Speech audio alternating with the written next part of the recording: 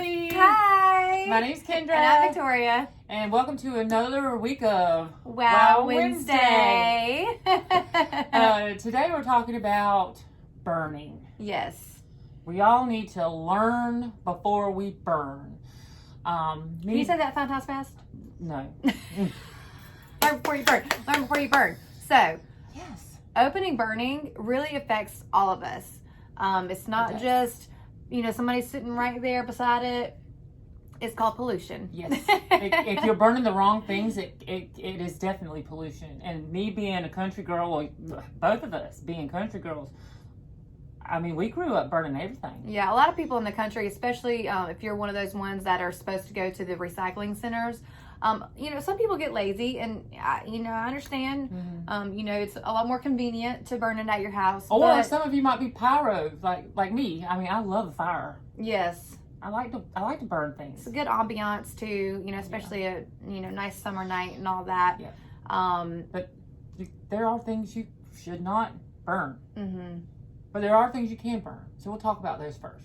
Yeah, so definitely, you can burn anything in your yard. I mean, that's pretty self-explanatory. Yeah. Your wood, obviously you have to have wood for a fire. Yeah. But, like your wood, your yard trimmings, your leaves, your grass. Straw. Yeah, like all that, stuff. Now we pick weeds all the time. We throw them in the fire, and that's completely okay. Yep. But it's when you start getting into your dangerous stuff, like your plastics, like your chemicals, rubber. Yeah, that's bad. Roofing materials, shingles, things like that. Yeah. Any kind of garbage is a no-no. And did you know that before you even burn like your yard trimmings and things like that, you have to call and get a number, like a burn permit, and they give you a number. So if somebody were to call and report you, you have a burn permit to burn your leaves and stuff like that. And we can give you that number. It's 1-800-986-5404. And we'll post that on the text portion of this post as well. But yeah, so if you do get caught burning something illegally, there's also a number that those people can report you with. And the fines are outrageous. Like, it can be like $2,000 fines depending on what you're burning. So any of that stuff you were talking about, like the tires and the plastics, plastics is a big one. I don't think people realize how much pollution and dangerous it is to burn plastics. Yeah, and I've done a lot of research on this because I have a family member who does this, and trying to convince people to not do it can be hard sometimes. Oh yeah. Especially, if you're set in your ways and, trying to change. I mean, it is hard. Just recycling in general, can be difficult if you've never done it. But knowing that you can hurt yourself as well as other people and your neighbors. Yep. Just really take that into consideration. If you, are burning stuff, please just choose the right thing to do and take it to a recycling center. Because I think a lot of the confusion there is, okay, so it's going into the air. You're going to get air pollution, okay? You're going to breathe that in. It's going to go into your lungs. It's going to hurt you, your family, the animals, and that kind of thing. But there's another element to that. What happens after you burn something? What are you left with? Ashes. So when you get those ashes, that plastic doesn't burn all the way. So it becomes a very dangerous substance, especially when it rains. Yeah. So then not only did you breathe it in, but then now you're drinking it. Or if you're not drinking it, your neighbors are drinking it, or the fish are drinking it, or the deer are drinking it. And then somewhere down the line, that we consume that animal or that water, and we end up hurting ourselves. And plastics have carcinogens in them.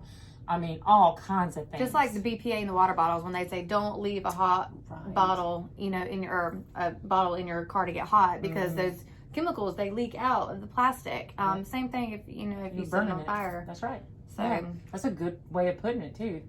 So hopefully this will open some people's eyes. I know that it did me, because I didn't burn everything, mostly just leaves and things like that. But in doing the research for this article, I found out that cardboard and paper is actually illegal to burn. I burn cardboard and paper all the time up until today. No, that's something I didn't realize either.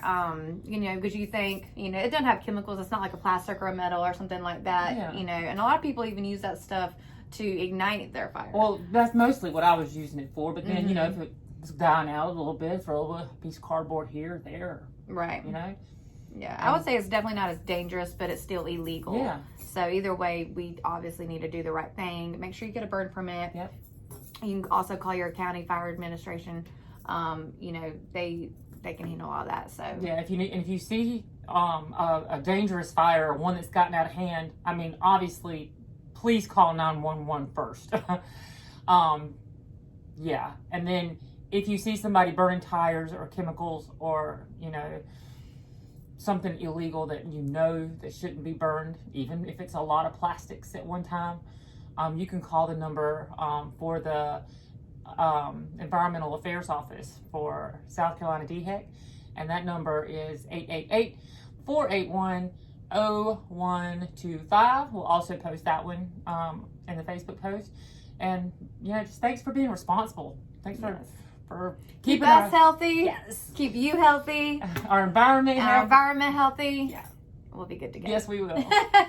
Thank y'all so Thank much.